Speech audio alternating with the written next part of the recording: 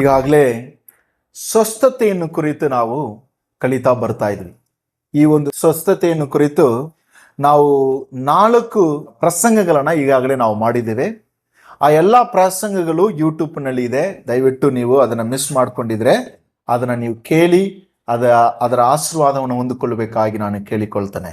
ಯೇಸು ಗುಣಪಡಿಸುತ್ತಾರೆ ಅಂತೇಳಿ, ಮತ್ತು ಗುಣಪಡಿಸುವುದು ಸ್ವಸ್ಥತೆ ಅಂದರೆ ಏನು ಸತ್ಯವೇದದಲ್ಲಿ ಅಂತೇಳಿ ನಾವು ನೋಡಿದ್ದೇವೆ. ಮತ್ತು ಯಾಕೆ ದೇವರು ಸ್ವಸ್ಥವನ್ನು ಕೊಡುತ್ತಾನೆ ಅಂತೇಳಿ ನಾವು ನೋಡಿದ್ದೇವೆ. ಮತ್ತು ಹೋದ ವಾರದಲ್ಲಿ ಎಲ್ಲರನ್ನು ದೇವರು ಗುಣಪಡಿಸುತ್ತಾರಾ ಅಂತೇಳಿ ನಾವು ನೋಡಿದ್ದೇವೆ. ಕಳೆದ ವಾರದ ಈ ಒಂದು ಪ್ರಸಂಗವನ್ನ ಅನೇಕರು ನೋಡಿ ವೈಯಕ್ತಿಕವಾಗಿ ನನ್ನನ್ನು ಕರೆದು ಎಷ್ಟು ಅವ್ರಿಗೆ ಅದು ಆಶೀರ್ವಾದವಾಗಿ ಇತ್ತು ಅಂತ ಹೇಳಿ ಅನೇಕರು ಹೇಳಿದ್ರು. ಮತ್ತು ಅನೇಕರು ನನಗೆ ಪರ್ಸನಲ್ ಆಗಿ ಕೂಡ ವಾಟ್ಸಪ್ನಲ್ಲಿ ಮೆಸೇಜ್ ಮಾಡಿದ್ರು. ನೀವುಗಳು ಆ ಒಂದು ಕಮೆಂಟ್ಸ್ಗಳನ್ನು, ಅದು ಒಂದು ಲೈಕನ್ನು ನೀವು ಯೂಟ್ಯೂಬಲ್ಲೇ ಹಾಕಿದ್ರೆ ಅದು ಅನೇಕರು ಅದನ್ನು ನೋಡಿ ಅನೇಕರಿಗೆ ಅದು ಬಲವನ್ನು ಕೊಡುವುದಾಗಿ ಕೂಡ ಇರ್ತದೆ. ಬಟ್ ಅನೇಕರು ನನಗೆ ವೈಯಕ್ತಿಕವಾಗಿ ನನ್ನನ್ನು ಕಾಂಟ್ಯಾಕ್ಟ್ ಮಾಡಿ ಅದು ಯಾವ ರೀತಿಯಲ್ಲಿ ಎಷ್ಟು ಅದು ಅವರಿಗೆ ಉಪಯೋಗಕರವಾಗಿತ್ತು ಅಂತ ಹೇಳಿ ಕೂಡ ನನಗೆ ಹೇಳಿದ್ರು. ಇನ್ನು ನಾನು ಕೇಳಲ್ಪಟ್ಟೆ, ಅವರು ಸುಮಾರು ಸಾರಿ 3 ಸಾರಿ 5 ಸಾರಿ ಅವರು ತಿರುಗಿ ಅದನ್ನ ಕೇಳಿದ್ರು ಅಂತ ಹೇಳಿ ಕೂಡ ಕೆಲವರು ನನಗೆ ಹೇಳಿದ್ರು. ಯಾಕೆಂದ್ರೆ ಇವತ್ತು ಈ ಒಂದು ಸ್ವಸ್ಥತೆ ಬಗ್ಗೆ ಅನೇಕ ತಪ್ಪಾದ ಒಂದು ಭಾವನೆಗಳು, ಅರ್ಥಗಳು ಜನರ ಮಧ್ಯದಲ್ಲಿ ಇದೆ. ಅದನ್ನ ತಿಳ್ಕೊಳ್ಳುವಾಗ ಇದರಲ್ಲಿ ನಮಗೆ ಒಂದು ಬಿಡುಗಡೆ, ಇದರಿಂದ ನಮಗೆ ಒಂದು ನಿಜವಾದ ಒಂದು ಆರೋಗ್ಯ ನಮಗೆ ಸಿಗುವುದಾಗಿರ್ತದೆ. ಈ ಒಂದು ಸೀರೀಸ್ನ ಕೊನೆಯ ಭಾಗಕ್ಕೆ ನಾವು ಬಂದಿದ್ದೇವೆ. ಈ ಕೊನೆಯ ಒಂದು ಸಂದೇಶವನ್ನು ಇವತ್ತು ನಾವು ಕೇಳುವರಾಗಿದ್ದೇವೆ. ಇವತ್ತು ಸಂದೇಶದ ಒಂದು ಟೈಟಲ್ ಏನಂದ್ರೆ ದ ಗಿಫ್ಟ್ ಆಫ್ ಹೀಲಿಂಗ್, ಗುಣಪಡಿಸುವ ವರ. ಗುಣಪಡಿಸುವ ವರವನ್ನು ಕುರಿತು ನಾವು ಇವತ್ತು ಕಲಿಲಿಕ್ಕಿದ್ದೇವೆ. ಈ ವರ ತುಂಬಾ ಜನರಿಂದ ಬಯಸುವ ವರ. ಎಲ್ಲರೂ ಈ ವರ ನನಗೆ ಬೇಕು ಅಂತ ಹೇಳಿ ಬಯಸುವ ಒಂದು ವರ. ಈ ಒಂದು ವಾಕ್ಯ ನಾವು ಇವತ್ತು ನೋಡಿದ್ದೇವೆ 1 ಕೊರಿಂಥ 12ನೇ ವಚನದಿಂದ 12ನೇ ಅಧ್ಯಾಯ 7ರಿಂದ 11. ಬಟ್ ನಾವು ಇಡೀ ಪೂರ್ತಿ ಅಧ್ಯಾಯವನ್ನೇ ನಾವು ಧ್ಯಾನ ಮಾಡಲಿಕ್ಕಿದ್ದೇವೆ. ಈ ಒಂದು ಅಧ್ಯಾಯದ ಭಾಗವನ್ನು ನಾವು ಆಧಾರವಾಗಿ ನಾವು ತೆಗೆದುಕೊಂಡಿದ್ದೇವೆ. ಈ ಒಂದು ವರ ಎಲ್ಲರೂ ಇಷ್ಟಪಡುವ ವರ. ನಾನು ಈ ವರವನ್ನು ಹೊಂದ್ಕೋಬೇಕು, ಮತ್ತೊಬ್ಬರನ್ನ ನಾವು ಸ್ವಸ್ಥಪಡಿಸಬೇಕು ಅಂತ ಹೇಳಿ ಅನೇಕರು ಬಯಸುವವರಾಗಿರ್ತಾರೆ. ಈ ಒಂದು ಸಂದೇಶವನ್ನ ನೀವು ಪೂರ್ತಿ ಕೇಳುವಾಗ ಈ ವರವನ್ನು ನಾವು ಹೇಗೆ ನಾವು ಉಪಯೋಗಿಸ್ಕೋಬೇಕು, ಒಂದು ವೇಳೆ ದೇವರು ಈ ವರವನ್ನು ನಿಮಗೆ ಕೊಟ್ಟಿರುವುದಾದ್ರೆ ಈ ವರವನ್ನು ನಾವು ಹೇಗೆ ಉಪಯೋಗಿಸ್ಕೋಬಹುದು, ಈ ವರ ಏನಕ್ಕೆ ದೇವರು ಕೊಡುತ್ತಾನೆ ಅಂತ ಹೇಳಿ ನೀವು ಪೂರ್ತಿ ತಿಳ್ಕೊಳ್ತೀರಾ. ಆಗ ನಿಮ್ಮ ಆಸೆಯನ್ನು ಕೂಡ ದೇವರು ಪೂರೈಸ್ತಾನೆ. ಈ ಸಂದೇಶವನ್ನು ಪೂರ್ತಿ ಕೇಳಬೇಕು. ಒಂದು ವೇಳೆ ಯೂಟ್ಯೂಬಲ್ಲಿ ನೀವು ನೋಡುವುದಾದ್ರೆ ಈ ಸಂದೇಶವನ್ನು ಪೂರ್ತಿ ಕೇಳಬೇಕು, ಇಲ್ಲಾಂದ್ರೆ ನೀವು ಮಿಸ್ಅಂಡರ್ಸ್ಟ್ಯಾಂಡಿಂಗ್ ಮಾಡ್ಕೊಬಿಡ್ತೀರಾ, ತಪ್ಪಾಗಿ ನೀವು ತಿಳ್ಕೊಳ್ಳುವವರು ಆಗಿರ್ತೀರಾ. ಈ ಒಂದು ವಾಕ್ಯ ಭಾಗವು ಸ್ಟಾರ್ಟ್ ಮಾಡೋದಕ್ಕೆ ಮುಂಚೆ 4ನೇ ವಚನ ಹೇಳ್ತದೆ, there are varieties of gifts but same spirit gives them ಅಂತ ಹೇಳಿ. ಅನೇಕ ವರಗಳು ಇದೆ, ಆದರೆ ಈ ವರಗಳು ಎಲ್ಲವನ್ನು ಒಂದೇ ಆತ್ಮನು ಕೊಡುವವನು ಆಗಿರುತ್ತಾನೆ. ತುಂಬಾ ವಿಶೇಷವಾಗಿ ಕೇಳಿಸ್ಕೊಳ್ರಿ, ಯಾಕೆಂದ್ರೆ ಇದನ್ನ ಅರ್ಥ ಮಾಡಿಕೊಂಡ್ರೆ ಪೂರ್ತಿ ನಿಮಗೆ ಅರ್ಥ ಆಗುತ್ತೆ. ಅನೇಕ ವರಗಳು ಇದೆ, ಆದರೆ ಈ ವರಗಳ ಎಲ್ಲವನ್ನು ಒಂದೇ ಆತ್ಮನು ಕೊಡುವವನು ಆಗಿರುತ್ತಾನೆ. ಒಂದೇ ಆತ್ಮನು, ಆದರೆ ಅನೇಕ ವರಗಳು ಅಂತ ಹೇಳಿ 5ನೇ ವಚನದಲ್ಲಿ ಈಗ ಹೇಳುತ್ತದೆ, there are varieties of ministries but same God gives them to everyone. ಅನೇಕ ಸೇವೆಗಳು ಉಂಟು, ಆದರೆ ಅವುಗಳೆಲ್ಲವೂ ಕೂಡ ಒಂದೇ ದೇವರು ಅವುಗಳನ್ನ ಕೊಡುವವನು ಆಗಿರ್ತಾನೆ. ಮತ್ತು ವಾಕ್ಯ 6 ಹೇಳುತ್ತದೆ, there are varieties of activities. ಅನೇಕ ಒಂದು ಕೆಲಸಗಳು ಇರ್ತದೆ, ಆದರೆ ಅದು ಎಲ್ಲವೂ ಕೂಡ ಒಂದೇ ದೇವರು ಅದನ್ನ ಕೊಡುವವನು ಆಗಿರ್ತಾನೆ. ಅನೇಕ ಸೇವೆಗಳು ಇರ್ತದೆ, ಆದರೆ ಒಂದೇ ದೇವರು ನಮಗೆ ಆಗಿರ್ತಾನೆ ಅಂತ ಹೇಳಿ. ಇಲ್ಲಿ ನಾವು ನೋಡುವಾಗ ದೇವರು ಒಬ್ಬನೇ, ಆದ್ರೆ ಏನ್ ಮಾಡ್ತಾನೆ, ಅನೇಕ ವರಗಳನ್ನ ಕೊಡ್ತಾನೆ, ಅನೇಕ ಸೇವೆಗಳಿಗಾಗಿ ನಮ್ಮನ್ನ ಕರೀತಾನೆ, ಅನೇಕ ಕೆಲಸಗಳನ್ನ ಮಾಡುವಂತೆ ನಮ್ಮನ್ನ ದೇವರು ಕರೀತಾನೆ ಅಂತ ಹೇಳಿ ವಾಕ್ಯವು ಹೇಳ್ತಾ ಇದೆ. ಇಲ್ಲಿ ನಮ್ಮನ್ನು, ಅಂದ್ರೆ ಕನ್ನಡದಲ್ಲಿ ಹಿಂಗೆ ಹೇಳ್ತದೆ, ಸರ್ವರಲ್ಲಿಯೂ ಇದನ್ನ ಕೊಡುತ್ತಾನೆ ಅಂತ ಕನ್ನಡದಲ್ಲಿ ಇದೆ. ಸರ್ವರಲ್ಲಿಯೂ ಈ ಒಂದು ಅನೇಕ ವರಗಳನ್ನ, ಅನೇಕ ಸೇವೆಯನ್ನ, ಅನೇಕ ಕೆಲಸವನ್ನ ಕೊಡುವವನು ಆಗಿರ್ತಾನೆ ಅಂತ ಇದೆ. ಈ ಪದ ಸರ್ವರಲ್ಲಿಯೂ, in English it's written every one, in every one God gives gifts, varieties of gifts. In everyone God gives different ministries. In everyone God gives different activities ಅಂತ ಬರೆಯಲ್ಪಟ್ಟಿದೆ. ಸರ್ವರಲ್ಲಿಯೂ ಆತನ ಏನ್ ಮಾಡ್ತಾನೆ, ವರಗಳನ್ನ, ಸೇವೆಯನ್ನು ಆತನು ಕೊಡ್ತಾನೆ. ಈ ಪದವನ್ನ ಸರ್ವರಲ್ಲಿಯೂ ಅಂತದನ್ನ ನಾವು ಸರಿಯಾಗಿ ಅರ್ಥ ಮಾಡಿಕೊಳ್ಳಬೇಕು. ಅಂದ್ರೆ ಕೆಲವರು ಏನು ಅರ್ಥ ಮಾಡಿಕೊಳ್ತಾರೆ, ಸರ್ವರಲ್ಲಿಯೂ ಅಂದ್ರೆ ಎಲ್ಲರಲ್ಲಿಯೂ ಎಲ್ಲಾ ಗಿಫ್ಟ್ ಅನ್ನು ಕೊಡ್ತಾನೆ, ಎಲ್ಲರಲ್ಲಿಯೂ ಎಲ್ಲ ಸೇವೆಯನ್ನು ಕೊಡುತ್ತಾನೆ, ಎಲ್ಲರೂ ಎಲ್ಲವನ್ನೂ ಮಾಡುವುದಕ್ಕಾಗಿ ಕರೆಯಲ್ಪಟ್ಟಿದ್ದಾರೆ ಅಂತ ಅರ್ಥ ಮಾಡಿಕೊಳ್ತಾರೆ. ಅದಲ್ಲ ಸರಿಯಾದ ಅರ್ಥ. ಎಲ್ಲರಲ್ಲಿಯೂ ಸರ್ವರಲ್ಲಿಯೂ ಆತನ ಏನ್ ಮಾಡ್ತಾನಂತೆ, ಅನೇಕ ಗಿಫ್ಟ್ಗಳನ್ನ ಕೊಡ್ತಾನಂತೆ. ದೇವರು ಒಬ್ಬನೇ, ಸೇವೆ ಮತ್ತೆ ವರಗಳು ಹೆಚ್ಚಾಗಿದೆ, ಅವುಗಳನ್ನ ಸರ್ವರಲ್ಲಿಯೂ, ಒಬ್ಬೊಬ್ಬರಲ್ಲಿಯೂ, ಇನ್ ಇಂಗ್ಲಿಷ್ ಅಲ್ಲಿ ನೋಡ್ಬೇಕಾದ್ರೆ to each person, to each is given gifts of Holy Spirit for the common good ಅಂತ ಹೇಳಿ. ಟು ಈಚ್, ಈ ಪದವನ್ನ ನಾವು ಸರಿಯಾಗಿ ಅರ್ಥ ಮಾಡಿಕೊಂಡಿಲ್ಲ ಅಂದ್ರೆ ನಾವೇನ್ ಮಾಡ್ತೀವಿ, ನನಗೆ ಎಲ್ಲಾ ವರವೂ ಬೇಕು ಅಂತ ನಾವು ಕೆಲವರಾಗಿರ್ತೇವೆ. ದೇವ್ರು ಕೊಟ್ರೆ ಸಂತೋಷ, ಆದರೆ ವಾಕ್ಯದಲ್ಲಿ ಏನು ಹೇಳ್ತದೆ, ಸರ್ವರಲ್ಲಿ to each God gives different gifts ಅಂತ ವಾಕ್ಯದಲ್ಲಿ ಇದೆ. ಇದರ ಮೇಲೆ ಈ ಒಂದು ಯಾಕೆ ದೇವರು ಎಲ್ಲರಿಗೂ ಬೇರೆ ಬೇರೆ ಬೇರೆ ಬೇರೆ ವರಗಳನ್ನ ಕೊಡುತ್ತಾನೆ ಅಂದ್ರೆ, ದೇವ್ರ ವಾಕ್ಯ ಹೇಳ್ತದೆ, ನಾವು ಎಲ್ಲರೂ ಸೇರಿ ಸಭೆಯಾಗಿದ್ದೀವಲ್ವಾ. ಒಬ್ಬರನ್ನ ಸಭೆ ಅಂತ ಕರೀಲಿಕ್ಕೆ ಸಾಧ್ಯನಾ? ಎಲ್ಲಿ ಇಬ್ರು ಮೂರು ಸೇರಿ ಜನ ಸೇರಿ ಬಂದ್ರೇನೆ ಸಭೆ. ಈಗ ನಾವು ಸಭೆಯಾಗಿ ಈ ವರಗಳನ್ನ ಬಳಸಿ ಸಭೆಯಲ್ಲಿ ಇರುವ ಎಲ್ಲರಿಗೂ ಒಳ್ಳೆಯದಾಗುವಂತೆ ಇದನ್ನು ಉಪಯೋಗಿಸಿಕೊಳ್ಳುವಂತೆ. It is written for the common good of the body of Christ, common good of the whole church. So ಇದರ ಮೇಲೆ ನಾವು ಈ ಸಂದೇಶವನ್ನ ನಾವು ಕೇಳಲಿಕ್ಕಿದ್ದೇವೆ. ಹಾಗಾದ್ರೆ ವಾಕ್ಯವು ಸ್ಪಷ್ಟವಾಗಿ ಹೇಳ್ತದೆ, only to some God gives the gift of healing. ಅದನ್ನ ನಾವು ವಾಕ್ಯ 9 ನಾವು ನೋಡುತ್ತೀವಿ. ಅನೇಕ ವರಗಳನ್ನ ನಾವು ನೋಡುತ್ತೀವಿ 7ರಿಂದ 11 ವಚನ ತನಕ. ಅಲ್ಲಿ 9ನೇ ವಚನದಲ್ಲಿ ನೀವು ನೋಡುವಾಗ ಎಲ್ಲಾ ವಚನದಲ್ಲಿ ಹೇಳ್ತದೆ, ಒಬ್ಬರಿಗೆ ಈ ವರ, ಇನ್ನೊಬ್ಬರಿಗೆ ಈ ವರ, ಒಬ್ಬರಿಗೆ ಇನ್ನೊಂದು ವರ ಅಂತ ಹೇಳಿ ಅನೇಕ ವರಗಳು ಕೊಡಲ್ಪಟ್ಟಿದೆ. ಅದೆಲ್ಲವೂ ಕೂಡ ಅಲ್ಲಿ ಬರೆಯಲ್ಪಟ್ಟಿದೆ. 9ನೇ ವಚನದಲ್ಲಿ ಕೊಡಲ್ಪಟ್ಟಿದೆ, ಕೊನೆಯ ಭಾಗದಲ್ಲಿ, to another God gives the gifts of healing, to another gifts of healing by the one spirit ಅಂತ ಬರೆಯಲ್ಪಟ್ಟಿದೆ. ಒಂದೇ ದೇವರು ಒಬ್ಬನಿಗೆ ಪ್ರವಾದನೆ ವರ ಕೊಡ್ತಾರೆ, ಒಬ್ಬನಿಗೆ ಜ್ಞಾನದ ವರ ಕೊಡ್ತಾರೆ, ಇನ್ನೊಬ್ಬರಿಗೆ ನಂಬಿಕೆಯ ವರ ಕೊಡ್ತಾರೆ, ಇನ್ನೊಬ್ಬನಿಗೆ ದಿ ಗಿಫ್ಟ್ಸ್ ಆಫ್ ಹೀಲಿಂಗ್, ಗುಣಪಡಿಸುವ ವರಗಳನ್ನ ದೇವರು ಕೊಡುತ್ತಾನೆ ಅಂತ ಹೇಳಿ ವಾಕ್ಯಪಟ್ಟಿದೆ. ಹಂಗಾದ್ರೆ ಇದರಲ್ಲಿ ವಾಕ್ಯದಲ್ಲಿ ಸ್ಪಷ್ಟವಾಗಿ ಬರೆಯಲ್ಪಟ್ಟಿದೆ, only some are gifted with healings. Correct? Are you with me? ನೀವು ಅರ್ಥ ಮಾಡ್ಕೊಳ್ತೀರಾ? ವಾಕ್ಯದ ಪ್ರಕಾರ ಕೆಲವೊಬ್ಬರಿಗೆ ಗುಣಪಡಿಸುವ ವರವನ್ನ ದೇವರು ಕೊಡ್ತಾ ಇದ್ದಾನೆ.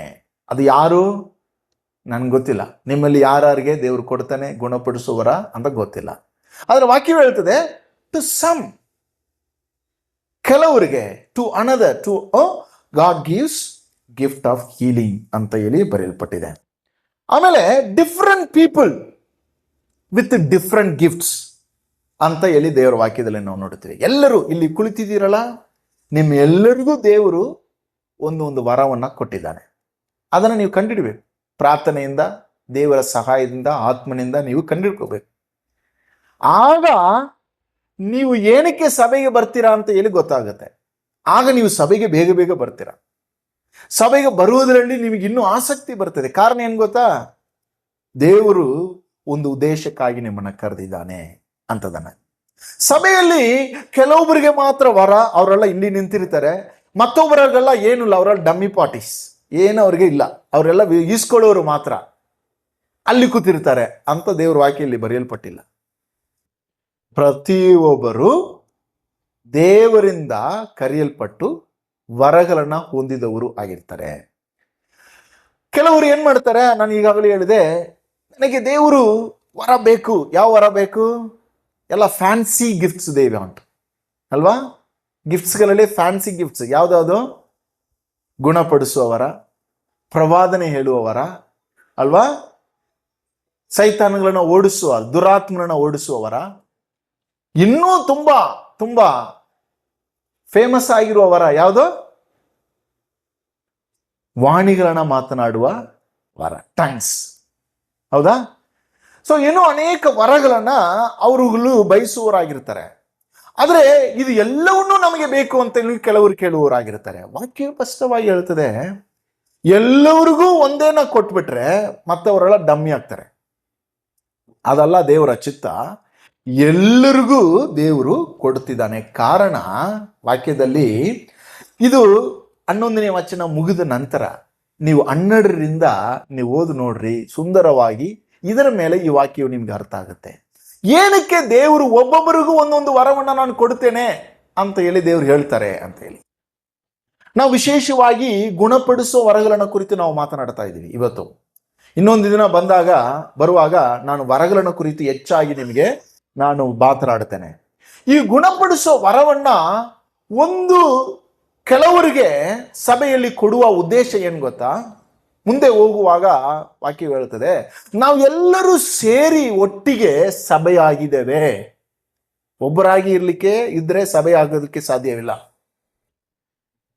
ಎಲ್ಲರೂ ಸೇರಿ ನಾವು ಸಭೆಯಾಗಿದ್ದೇವೆ.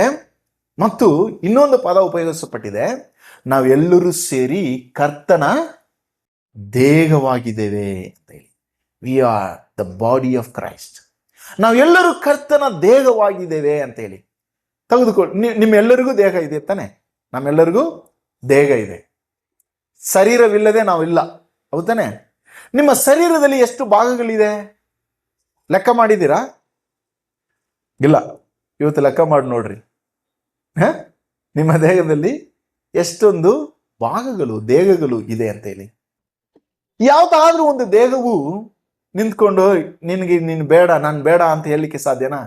ಕೈ ಕಾಲನ್ನು ನೋಡಿ ನನಗೆ ನೀನು ಬೇಡ ಅಂತ ಹೇಳಲಿಕ್ಕೆ ಸಾಧ್ಯನಾ? ಅಥವಾ ಕಣ್ಣು ಕಿವಿಯನ್ನು ನೋಡಿ ನೀನು ನನಗೆ ಬೇಡ ಅಂತ ಹೇಳಲಿಕ್ಕೆ ಸಾಧ್ಯನಾ?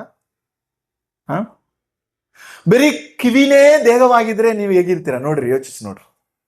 ನೋಡಕ್ಕೆ ಸುಂದರವಾಗಿರ್ತೀರಾ? ಅಥವಾ ಬರೀ ಕಣ್ಣು ಮಾತ್ರ ದೇಹವಾಗಿದ್ರೆ ಹೇಗಿರ್ತದೆ ನೋಡಿ, ಯೋಚಿಸಿ ನೋಡ್ರಿ. ಅಥವಾ ನಾನು ನೀನ್ ನನಗೆ ಬೇಡ, ನಾನು ಒಬ್ಬನೇ ಇರ್ತೀನಿ ಅಂತ ಹೇಳಿ ಯಾವುದಾದ್ರೂ ಒಂದು ಹೇಳಲಿಕ್ಕೆ ಸಾಧ್ಯನಾ? ಸಾಧ್ಯ ಇಲ್ಲ. ಎಲ್ಲವೂ ಸೇರಿ ಪ್ರತಿಯೊಂದು ದೇಹದ ಭಾಗಗಳು ಸೇರಿದ್ರೆ ಮಾತ್ರ ಪರಿಪೂರ್ಣವಾದ ದೇಹವಾಗಿ ಇರಲಿಕ್ಕೆ ಸಾಧ್ಯ, ಹೌದಾನೆ? ಒಂದು ಕಾಲಿ ಇಲ್ಲ ಅಂದ್ರೆ ನಾವೇನ್ ಮಾಡ್ತೀವಿ? ಅವ್ರನ್ನ ಏನಂತ ಕರಿತೀವಿ? ಕುಂಟ ಅಂತ ಹೇಳ್ತೀವ, ಅಥವಾ ಡಿಸಬಲ್ಡ್ ಪರ್ಸನ್, ಡಿಫ್ರೆಂಟ್ಲಿ ಏಬಲ್ಡ್ ಪರ್ಸನ್ ಅಂತ ಹೇಳ್ತೀವಿ ಅಲ್ವಾ? ಅಥವಾ ಅವ್ರಿಗೆ ಕಣ್ಣು ಕಾಣಿಲ್ಲ ಅಂದ್ರೆ ಅವ್ರನ್ನ ನಾವು ಏನಂತ ಹೇಳ್ತೀವಿ? ಅವ್ರನ್ನ ನಾವು ಡಿಸಬಲ್ಡ್ ಪರ್ಸನ್, ಡಿಫ್ರೆಂಟ್ಲಿ ಏಬಲ್ಡ್ ಪರ್ಸನ್ ಅಂತ ನಾವು ಅವ್ರನ್ನ ಕರಿತೀವಿ. ಕಾರಣ ಏನು? ಅವ್ರಿಗೆ ಪರಿಪೂರ್ಣವಾಗಿ ಇಲ್ಲ, ಅವರ ದೇಹವು ಸಂಪೂರ್ಣವಾಗಿ ಇಲ್ಲ ಅಂತ ನಾವು ಹೇಳ್ತೀವಿ. ಅದೇ ರೀತಿಯಲ್ಲೇ ಇಲ್ಲಿ ವರಗಳನ್ನ ಪೌಲನು ಇಲ್ಲಿ ಹೇಳ್ತಿದ್ದಾರೆ. ಎಲ್ಲರೂ ಸೇರಿ ನನಗೆ ಇವರು ಬೇಡ ಸಭೆಯಲ್ಲಿ ಅಂತ ಹೇಳಿದ್ರೆ ನೀವು ಸಂಪೂರ್ಣವಾಗಿ ಸಭೆಯಾಗಿರ್ಲಿಕ್ಕೆ ಸಾಧ್ಯವಿಲ್ಲ. ಯಾರಾದ್ರೂ ಒಬ್ರನ್ನ ನೋಡಿ ಪಕ್ಕದಲ್ಲಿ ನೀವು ಈ ಸಿಸ್ಟರ್ ನನಗೆ ಬೇಡ, ಈ ಬ್ರದರ್ ನನಗೆ ಬೇಡ ಅಂತ ನೀವು ಹೇಳುವುದಾದ್ರೆ ನಿಮ್ಮಲ್ಲಿ ಕೊರತೆ ಇದೆ ನಿಮ್ಮ ದೇಹದಲ್ಲಿ ಅಂತ ಅರ್ಥ. ಅಥವಾ ನನಗೆ ಎಲ್ಲ ವರವೂ ಬೇಕು, ನಾನು ಇಲ್ಲಿ ನಿಂತ್ಕೊಂಡು ಮಾಡ್ತೀನಿ, ನೀವೆಲ್ಲ ತೆಗೆದುಕೊಂಡು ಈಸ್ಕೊಂಡು ಹೋಗೋರಾಗಿ ಮಾತ್ರ ಇರಬೇಕು ಅಂದ್ರೆ ಆ ಸಭೆ ಪರಿಪೂರ್ಣವಾಗಿರ್ಲಿಕ್ಕೆ ಸಾಧ್ಯವಿಲ್ಲ. ಯಾಕೆಂದ್ರೆ ಒಂದೇ ದೇಹ ಎಲ್ಲವೂ ಆಗಿದೆ. ಕಣ್ಣೇ ಬಾಯಾಗಿದೆ, ಕಣ್ಣೇ ಕಿವಿಯಾಗಿದೆ, ಕಣ್ಣೇ ಕೈಯಾಗಿದೆ, ಕಣ್ಣೇ ಕಾಲಾಗಿದ್ರೆ ಹೆಂಗಿರ್ತದೆ ಯೋಚಿಸಿ ನೋಡ್ರಿ. ಅದು ಬಲವಾದ ಸಭೆಯಾಗಿರ್ಲಿಕ್ಕೆ ಸಾಧ್ಯವಿಲ್ಲ. ಅದುವೇ ಮಿಕ್ಕಿದ ವಿಷಯವನ್ನ ನಾವು ಓದಬೇಕು. ಅದನ್ನ ಅನೇಕರು ಓದಿ ಅರ್ಥ ಮಾಡಿಕೊಳ್ಳುವುದಿಲ್ಲ. ಅದಕ್ಕೆ ಸುಂದರವಾಗಿ ವಾಕ್ಯ ಹೇಳ್ತದೆ, ಒಬ್ಬೊಬ್ಬರಿಗೂ ದೇವರು ಏನ್ ಮಾಡಿದ್ದಾನೆ, ಒಂದೊಂದು ವರವನ್ನ ಕೊಟ್ಟಿದ್ದಾನೆ. ಕಾರಣ ಕೈ ಈ ಕೆಲಸ ಮಾಡಬೇಕು, ಕಾಲು ಈ ಕೆಲಸ ಮಾಡಬೇಕು, ಕಣ್ಣು ಈ ಕೆಲಸ ಮಾಡಬೇಕು, ಬಾಯಿ ಈ ಕೆಲಸ ಮಾಡಬೇಕು ಎಂಬ ಒಂದು ಉದ್ದೇಶಕ್ಕಾಗಿ ದೇವರು ನಮ್ಮ ಎಲ್ಲರನ್ನು ಒಟ್ಟಾಗಿ ಸೇರಿಸಿ ಕಳಿಸಿದ್ದಾನೆ. ಈಗ ದೇವರು ಈ ಒಂದು ವರವನ್ನ ದೇವರು ನಿಮಗೆ ಕೊಡುವಾಗ ನೀವುಗಳು ಒಟ್ಟಾಗಿ ಸೇರಿ ಕೆಲಸ ಮಾಡಬೇಕು. ಎಲ್ಲರಿಗೂ ಒಂದೊಂದು ವರವನ್ನ ದೇವರು ಕೊಟ್ಟು ದೇವರ ಸಭೆಯ ಅಭಿವೃದ್ಧಿಗಾಗಿ ದೇವರು ಉಪಯೋಗಿಸುವವನಾಗಿರ್ತಾನೆ. ದೇಹವು ಒಳ್ಳೆ ಚೆನ್ನಾಗಿ ಅದು ಬೆಳೆಯುವಂತೆ ಆತನು ಮಾಡುವವನು ಆಗಿರ್ತಾನೆ. ಒಬ್ಬರನ್ನ ಬೆಳೆಸೋದು ದೇವರ ಚಿತ್ತ ಅಲ್ಲ. ಒಂದು ಕೈ ಉದ್ದಕ್ಕೆ ಹಿಂಗೆ ಬೆಳ್ಕೊಂಡು ಹೋದ್ರೆ ಹೆಂಗಿರ್ತದೆ ಅದು? ಅಥವಾ ಒಂದು ಕಾಲು ಇಷ್ಟು ದಪ್ಪಗೆ ಬೆಳೆದ್ರೆ ಏನಂತಾರೆ, ಆರೋಗ್ಯ ಅಂತ ಹೇಳ್ತಾರ? ಅದನ್ನ ನೋಡಿ, ಒಂದು ಸಭೆಯಲ್ಲಿ ಒಬ್ಬ ವ್ಯಕ್ತಿ ಆತನಿಗೆ ಮಾತ್ರ ವರ ಜಾಸ್ತಿ ಇದೆ, ಆತನು ಮಾತ್ರ ಬೆಳ್ಕೊಂಡು ಹೋಗ್ತಾನೆ ಅಂದ್ರೆ ಅದು ಯಾರೇ ಆಗಿರ್ಲಿ, ಪಾಸ್ಟರ್ ಆಗಿರ್ಲಿ, ವಿಶ್ವಾಸಿ ಆಗಿರ್ಲಿ, ಆ ಸಭೆ ಪರಿಪೂರ್ಣವಾಗಿರ್ಲಿಕ್ಕೆ ಸಾಧ್ಯವಿಲ್ಲ. ಅದುವೇ ನಾವು ವಾಕ್ಯದಿಂದ ಇಲ್ಲಿ ನಾವು ನೋಡ್ತೇವೆ. ಎಲ್ಲ ದೇಹವು, ಎಲ್ಲ ಭಾಗವು, ದೇಹದಲ್ಲಿರುವ ಭಾಗಗಳು ಸಮವಾಗಿ ಬೆಳಿಬೇಕು. ನಾನು ತಿನ್ನುವ ಊಟ ಒಂದು ದೇಹದಲ್ಲಿ ಮಾತ್ರ ಭಾಗಕ್ಕೆ ಹೋಗಿದ್ರೆ ಮಾತ್ರ ಪುಷ್ಟಿ ಹೋಗ್ತಾ ಇದ್ರೆ ಹೇಗಿರ್ತದೆ? ಚೆನ್ನಾಗಿರ್ತದೆ. ಅದು ಎಲ್ಲ ಭಾಗಕ್ಕೂ ಹೋಗಬೇಕು. ಆಗ ನನ್ನ ದೇಹವು ಸರಿಯಾಗಿ ಬೆಳೀತದೆ. ಇವತ್ತು ನಾವು ಸಭೆಯಲ್ಲಿ ನೋಡುವಾಗ ಅನೇಕರು ಬಯಸ್ತಾರೆ, ನನಗೆ ಎಲ್ಲಾ ವರವೂ ಬೇಕು ದೇವ್ರೆ ಅಂತ ಹೇಳಿ. ನನಗೆ ನಾನೇ ಪ್ರವಾದನೆ ಹೇಳ್ಬೇಕು, ನಾನೇ ಗುಣಪಡಿಸ್ಬೇಕು, ನಾನೇ ಎಲ್ಲ ವರಗಳನ್ನು ನಾನೇ ಮಾಡಬೇಕು ಅಂತ ಹೇಳಿ ಬಯಸ್ತಾರೆ. ಮತ್ತು ಅವರು ಪ್ರಾರ್ಥನೆಯೂ ಕೂಡ ಮಾಡ್ತಾರೆ, ನನಗೆ ಎಲ್ಲ ವರವನ್ನು ದೇವರು ಕೊಡಬೇಕು ಅಂತ ಹೇಳಿ. ಇನ್ನು ನೋಡ್ಬೇಕಾದ್ರೆ ಕೆಲವರು ಅವರ ಸೇವೆಯನ್ನು ಹೀಲಿಂಗ್ ಮಿನಿಸ್ಟ್ರಿ ಅಂತಾನೆ ಕರೀತಾರೆ. ಹೌದಾ? ಕೇಳಿದ್ದೀರ ತಾನೆ? ಅವರ ಸೇವೆಯನ್ನು, ಅವರ expertise in what? Only healing. ಅವ್ರು ಹೀಲಿಂಗ್ ಮಿನಿಸ್ಟ್ರಿ ಅಂತಾನೆ ಅವರು ಕರೆದುಕೊಳ್ಳು, ತಪ್ಪೇನಿಲ್ಲ. ಆ ಸೇವೆಯನ್ನ ದೇವರು ಯಾವ ರೀತಿಯಲ್ಲಿ ಉಪಯೋಗಿಸ್ಕೋಬೇಕಂತೇಳಿ ನಾನು ಮುಂದೆ ಹೇಳ್ತೇನೆ. ಅದಕ್ಕೆ ನಾನು ಹೇಳಿದೆ, ಪೂರ್ತಿ ನೀವು ಕೇಳಬೇಕು ಈ ಸಂದೇಶವನ್ನು.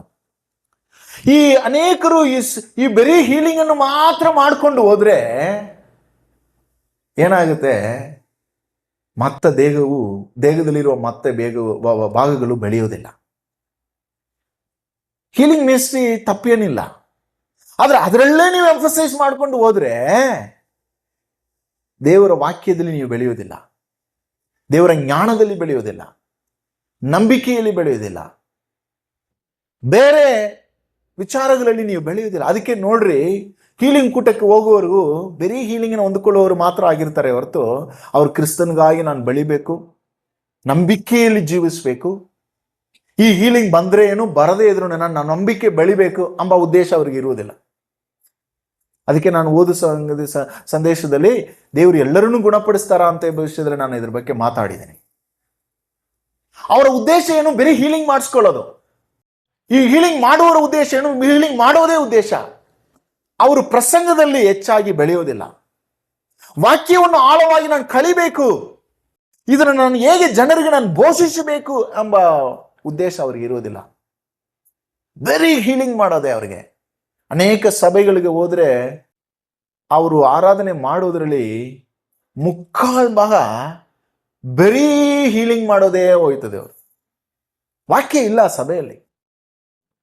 ಆಗಿರುವಾಗ ಆ ಸಭೆ ಹೇಗೆ ಬಲವಾಗಿ ಬೆಳಿಲಿಕ್ಕೆ ಸಾಧ್ಯ? ಗಟ್ಟಿಯಾಗಿ ಬೆಳಿಲಿಕ್ಕೆ ಸಾಧ್ಯ?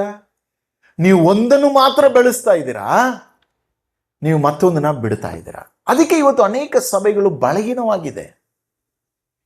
ಅನೇಕ ಕೆಟ್ಟ ಕೆಟ್ಟ ಉಪದೇಶಗಳು ಸಭೆಯೊಳಗೆ ಇವತ್ತು ಬರುತ್ತಾ ಇದೆ. Church is vulnerable to hear anything. ಅವ್ರಿಗೆ ಸಕ್ಸಸ್ ಬೇಕು ಅಷ್ಟೇ, ಅವ್ರಿಗೆ ಬೆಳಿಬೇಕು ಅಷ್ಟೇ. ಅದು ಏನಾಗಿದ್ರು ಸರಿ, ಯಾರು ಏನು ಹೇಳಿದ್ರು ಪರವಾಗಿಲ್ಲ, ಅದು ನಮ್ಮ ಸಭೆಯನ್ನ ಬೆಳೆಸುತ್ತದ. We will incorporate that, we will take it that. ಅದನ್ನು ನಾವು ತೆಗೆದುಕೊಳ್ತೀವಿ.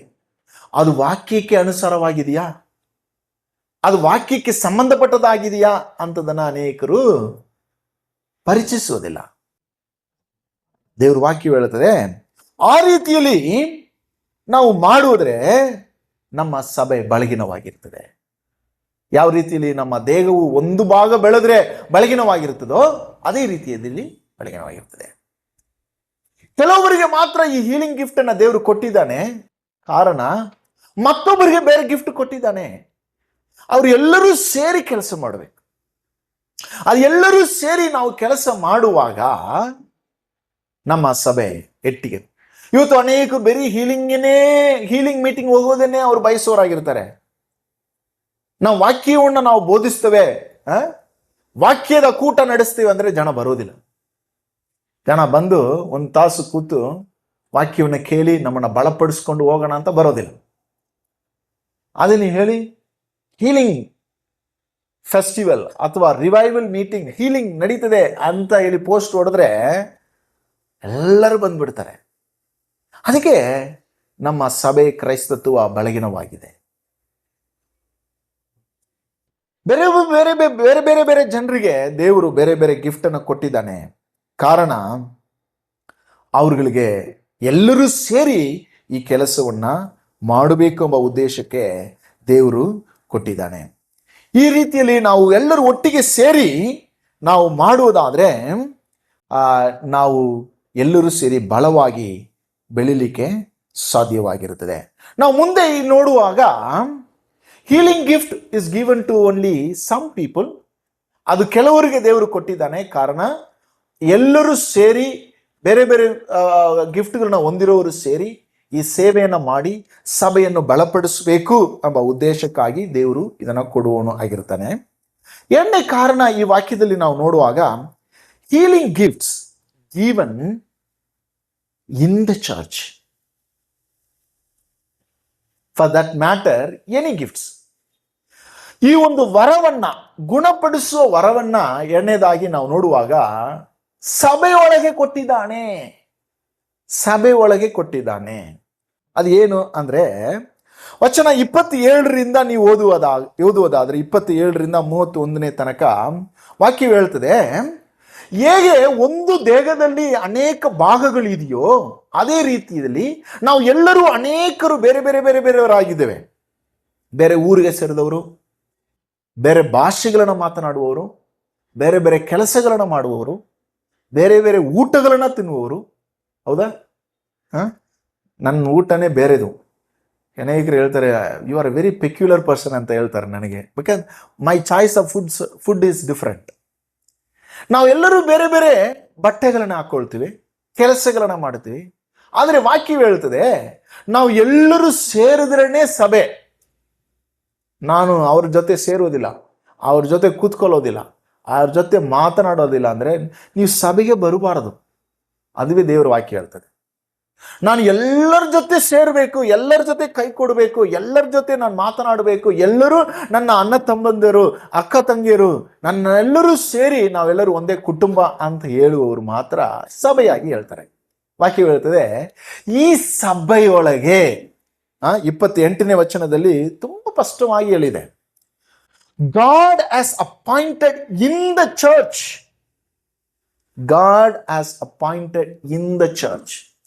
ದೇವರು ಸಭೆ ಒಳಗೆ ಏನಂತ ಹೇಳ್ತಿದೆ, ಕೆಲವರನ್ನ ಅಪೊಸ್ತಲರಾಗಿ, ಕೆಲವರನ್ನ ಪ್ರವಾದಿಗಳಾಗಿ, ಕೆಲವರನ್ನ ಬೋಧಕರಾಗಿ, ಕೆಲವರನ್ನ ಅದ್ಭುತ ಮಾಡುವವರಾಗಿ, ಕೆಲವರಿಗೆ ಗುಣಪಡಿಸುವ ವರಗಳಿಂದ, ಕೆಲವರಿಗೆ ನಾವು ಹಾಗೆ ನೋಡ್ಕೊಂಡು ಹೋದ್ರೆ ವಾಕ್ಯ ಹೇಳ್ತದೆ, ಕೆಲವರಿಗೆ ಗಿಫ್ಟ್ಸ್ ಆಫ್ ಹೆಲ್ಪಿಂಗ್, ಕೆಲವರಿಗೆ ಸಹಾಯ ಮಾಡುವ ವರಗಳನ್ನು ಕೊಡುವುದರ ಮುಖಾಂತರ, ಕೆಲವರಿಗೆ ಅಡ್ಮಿನಿಸ್ಟ್ರೇಷನ್ ಅಂದ್ರೆ ಎಲ್ಲ ವ್ಯವಹಾರಗಳನ್ನ ಸರಿಯಾಗಿ ಮಾಡುವವರಾಗಿ, ಕೆಲವರಿಗೆ ವೇರಿಯಸ್ ಕೈಂಡ್ಸ್ ಆಫ್ ಟಂಗ್ಸ್, ಅನೇಕ ವಾಣಿಗಳನ್ನು. ಇದುವೇ ದೇವರ ಉದ್ದೇಶ. ಎಲ್ಲರೂ ಸಭೆಯೊಳಗೆ ಫಂಕ್ಷನ್ ಮಾಡಬೇಕು. ಅರ್ಥ ಆಯ್ತಾ? ಸಭೆಯೊಳಗೆ ಇವತ್ತು ಈ ವರವನ್ನು ಹೊಂದಿಕೊಳ್ಳುವವರು ಸಭೆಯೊಳಗೆ ಮಾಡ್ತಾ ಇದ್ದಾರಾ ಅಂತದನ್ನು ನಾವು ಪ್ರಶ್ನೆಯನ್ನ ನಾವು ಮಾಡ್ಬೇಕು. ಸಭೆ ಒಳಗೆ, ಯಾಕೆಂದ್ರೆ ಈ ಸಭೆಯನ್ನ ಕಟ್ಟುವುದಕ್ಕಾಗಿ ದೇವ್ರು ಏನ್ ಮಾಡ್ತಾನೆ, ನಿಮಗೆ ವರಗಳನ್ನ ಕೊಡ್ತಾನೆ, ಈ ಗುಣಪಡಿಸೋ ವರಗಳನ್ನ ಕೊಡ್ತಾನೆ. ಯಾಕೆಂದ್ರೆ ಇವತ್ತು ಅನೇಕರು ಯಾರಾದ್ರೂ ಬಂದಿರ್ತಾರೆ, ಅನಾರೋಗ್ಯದಿಂದ ಬಂದಿರ್ತಾರೆ, ಏನೋ ಒಂದು ಸಮಸ್ಯೆಯಿಂದ ಬಂದಿರ್ತಾರೆ. ಇಲ್ಲಿ ವರಗಳನ್ನ ಹೊಂದಿರುವವರು ಏನ್ ಮಾಡ್ಬೇಕು, ಅವ್ರಿಗೆ ಹೋಗಿ ಪ್ರೇಯರ್ ಮಾಡ್ಬೇಕು.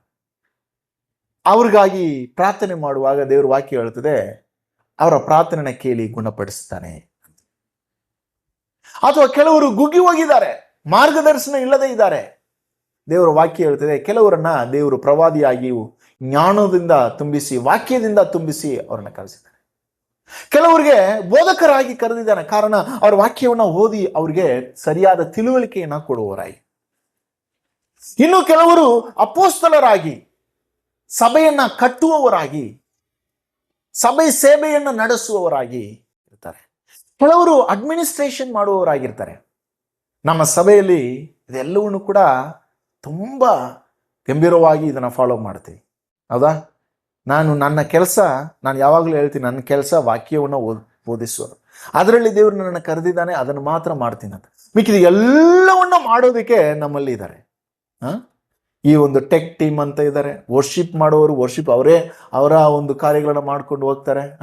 ಈ ಫೈನಾನ್ಸ್, ಸಾಲಮೋನ್ ಅಂಡ್ ಟೀಮ್ ಅವ್ರೇನ್ ಮಾಡ್ತಾರೆ, ಸುಂದರವಾಗಿ ಕಾಣಿಕೆ ಬಂದ ತಕ್ಷಣ ಅವರು ತೆಗೆದುಕೊಂಡು ಅವರು ಅದನ್ನ ಲೆಕ್ಕ ಮಾಡಿ ಅದನ್ನ ತಗೊಂಡು ಈ ಬ್ಯಾಂಕಲ್ಲಿ ಹಾಕುವರು ಆಗಿರ್ತಾರೆ. ಇದನ್ನು ನಾನು ಮುಟ್ಟುವುದೂ ಇಲ್ಲ. ನಾನು ಕಾಣಿಕೆಗಳನ್ನ ಲೆಕ್ಕ ಮಾಡುವುದು ನನ್ನ ಕೆಲಸ ಅಲ್ಲ, ಅದನ್ನ ತಗೊಂಡು ಹೋಗಿ ನೋಡೋದು ನನ್ನ ಕೆಲಸ ಅಲ್ಲ. ಅದೆಲ್ಲವನ್ನು ಮಾಡೋದಕ್ಕೆ ದೇವರು ನಮ್ಮಲ್ಲಿ ಜನರನ್ನ ಎಬ್ಬಿಸಿದ್ದಾರೆ. ಅವರೆಲ್ಲರೂ ನಂಬಿಗಸ್ತರಾಗಿ ಕೆಲಸ ಮಾಡ್ತಾರೆ.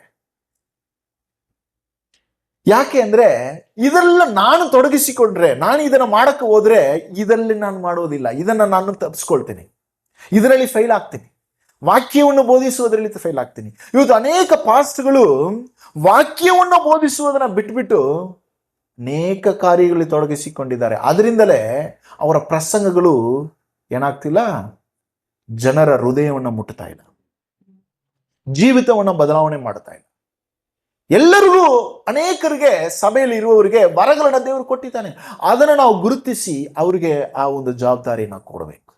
ಅದಕ್ಕೆ ನಾವು ಹೇಳ್ತೀವಿ, ಇಲ್ಲಿ ಸಭೆಯಲ್ಲಿ ಬರುವವರು ಎಲ್ಲರೂ ಕೂಡ ಸೇವಕರು. ನಿಮ್ಮೆಲ್ಲರಿಗೂ ಒಂದೊಂದು ವರವನ್ನ ದೇವರು ಕೊಟ್ಟಿದ್ದಾನೆ. ಅದನ್ನ ಗುರುತಿಸಿ ಅದನ್ನ ಎನ್ಕರೇಜ್ ಮಾಡೋದು ನಮ್ಮ ಕೆಲಸ. ಅದನ್ನ ಮಾಡೋದಕ್ಕೆ ನೀವು ಮುಂದೆ ಬರಬೇಕು. ಅದರ ಮುಖಾಂತರ ದೇವರ ಚಿತ್ತವನ್ನ ನಿಮ್ಮ ಜೀವಿತದಲ್ಲಿ ದೇವರು ಕೊಟ್ಟಿರುವ ಈ ಒಂದು ಇದನ್ನ ನೀವು ನೆರವೇರಿಸ್ತೀರಾ. ಆಗ ನಿಮ್ಮ ಜೀವಿತವು ಫಲಭರಿತವಾಗಿರುತ್ತದೆ.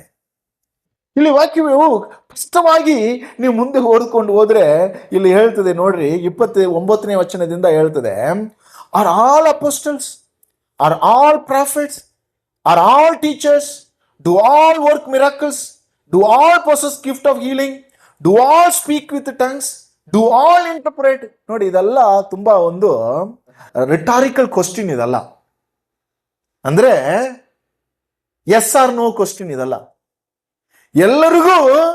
ಎಲ್ಲರೂ ಅಪೊಸ್ತಲರಾಗಿ ದೇವರು ಕರೆದಿದ್ದಾನ? ಎಲ್ಲರೂ ಪ್ರವಾದಿಯಾಗಿ ದೇವರು ಕರೆದಿದ್ದಾನ? ಎಲ್ಲರೂ ಬೋಧಿಸುವವರಾಗಿ ದೇವರು ಕರೆದಿದ್ದಾನ? ಎಲ್ಲರೂ ಅದ್ಭುತಗಳನ್ನ ಮಾಡುವವರು, ಎಲ್ಲರೂ ವರಗಳನ್ನ ಗುಣಪಡಿಸುವ ವರಗಳನ್ನ ಕೊಡುವವರಾಗಿ ದೇವರು ಕರೆದಿದ್ದಾನ? ಎಲ್ಲರಿಗೂ ವಾಣಿ ಮಾತನಾಡುವ ವರವನ್ನು ದೇವರು ಕೊಟ್ಟಿದ್ದಾನ? ಹಿಂಗೆ ಪೌಲನು ಕೇಳ್ತಾ ಇದ್ದಾನೆ. ಇದರ ಕ್ವಶನ್ ಆನ್ಸರ್ ಏನಂದ್ರೆ ಎಸ್ ಅಲ್ಲ. ಏನ್ ಆನ್ಸರು? ನೋ.